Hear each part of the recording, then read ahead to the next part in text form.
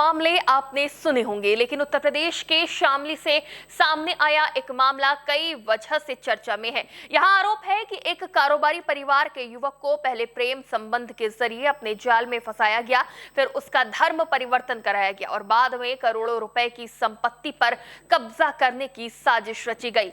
इतना ही नहीं, इस मामले में पाकिस्तान कनेक्शन तक के आरोप लगाए जा रहे हैं। हालांकि इन सभी आरोपों की जांच अभी जारी है और पूरे मामले की सच्चाई एसआईटी की जांच के बाद ही साफ हो पाएगी। नमस्कार, टीवी 24 नेटवर्क देख रहे हैं आप। मैं हूं आपके साथ शिखा मेहरोत्रा। यूपी के शामली जिले के एक प्रतिष्ठित कारोबारी परिवार से एक ऐसा मामला सामने आया है जिसने सभी को चौंका कर रख दिया है।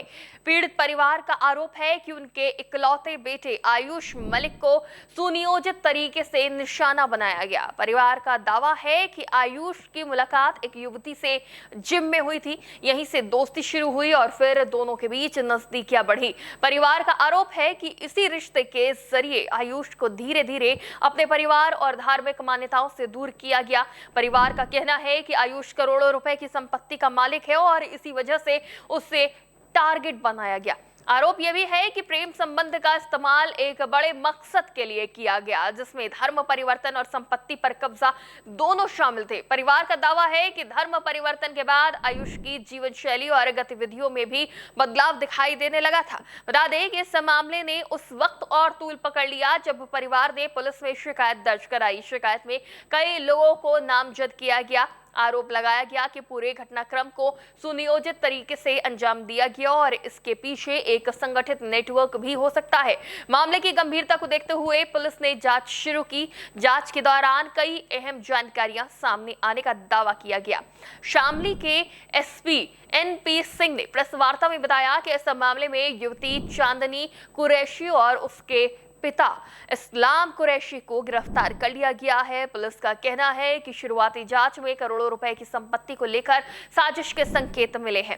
पुलिस के मुताबिक आयुष मलिक के पिता देवराज मलिक शहर के जाने माने कारोबारी हैं। उनके मेडिकल स्टोर हैं और वो केमिस्ट एसोसिएशन से भी जुड़े हुए हैं।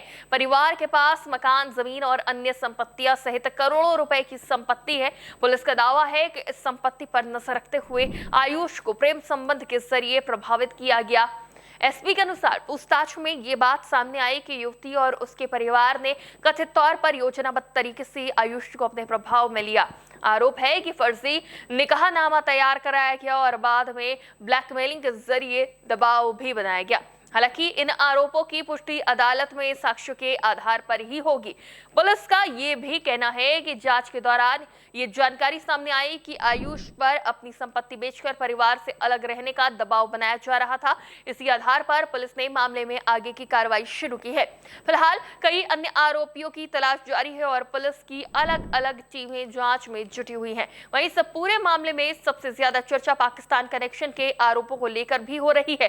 हालांकि अभी तक पुलिस की ओर से इस संबंध में कोई अंतिम निष्कर्ष सामने नहीं आया है। जांच एजेंसियां हर एंगल से मामले की पड़ताल कर रही हैं और फिलहाल किसी भी दावे की आधिकारिक पुष्टि नहीं हुई है। पुलिस का मानना है कि अगर जांच में किसी बड़े नेटवर्क या रैकेट की भूमिका सामने आती है तो उससे जुड़े सभी लोगों के खिलाफ कड़ी कार्रवाई की जाएगी। वहीं दूसरी ओर परिवार लगातार इंसाफ की मांग कर रहा है और पूरे मामले की निष्पक्ष जांच की मांग उठा रहा है। फिलहाल इस पूरे मामले में कई सवालों के अभी भी उत्तर नहीं मिले हैं।